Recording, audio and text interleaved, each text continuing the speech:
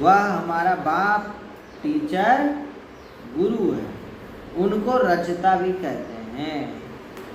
यह भी समझाना पड़ेगा कि रचता क्या होता है। आत्माओं को रचते नहीं हैं। अब ये सबसे बड़ा पॉइंट बाबा बता रहे हैं। दुनिया वाले, हम लोग भी पहले क्या सोचते थे कि आत्माओं का जन्म कैसे हो।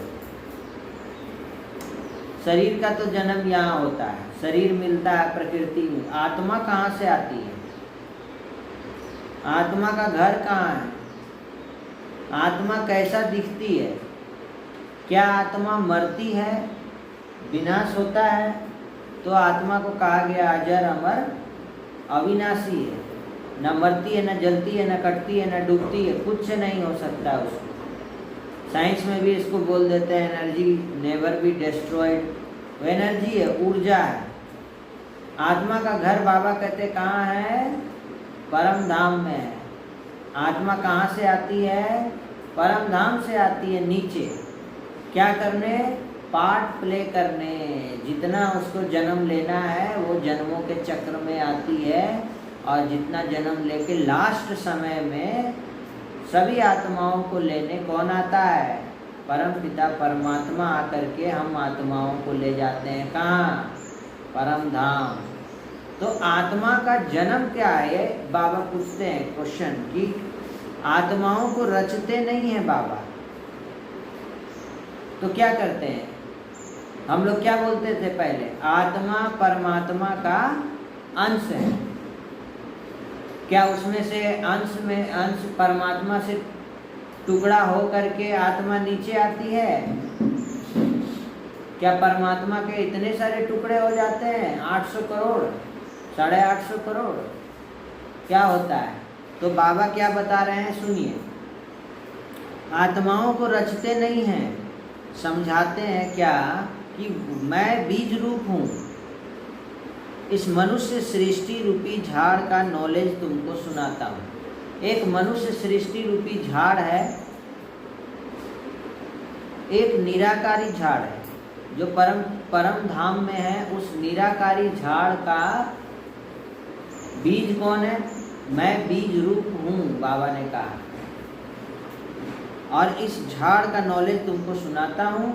सिवाय बीज के यह नॉलेज कौन देगा? पेड़ का सारा नॉलेज किस में छिपा हुआ रहता है?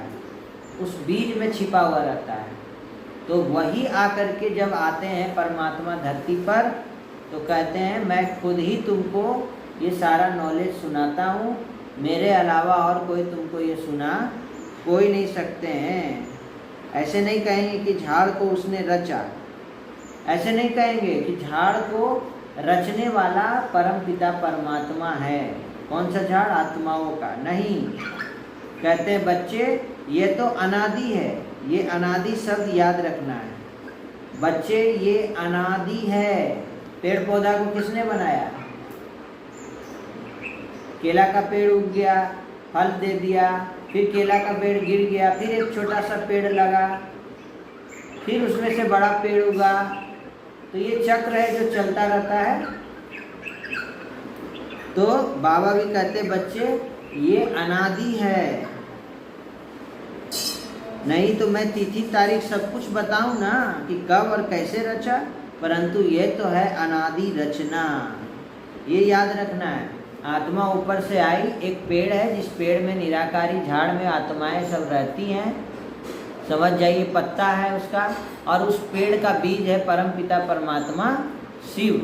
और परमात्मा शिव जब वहाँ से धरती पर आते हैं, हम आत्माएं भी आती हैं ड्रामा का पार्ट प्ले करने इस धरती पर। बाप को इसीलिए ज्ञान का सागर कहा जाता है। जानी जाननहार अर्थात झाड़ के आदि मध्य अंत का राज जानते हैं, इसीलिए वही इस मनुष्य सृष्टि रूपी का पेड़ का बीज है, झाड़ का। इसीलिए उनको ज्ञान का सागर कहते हैं।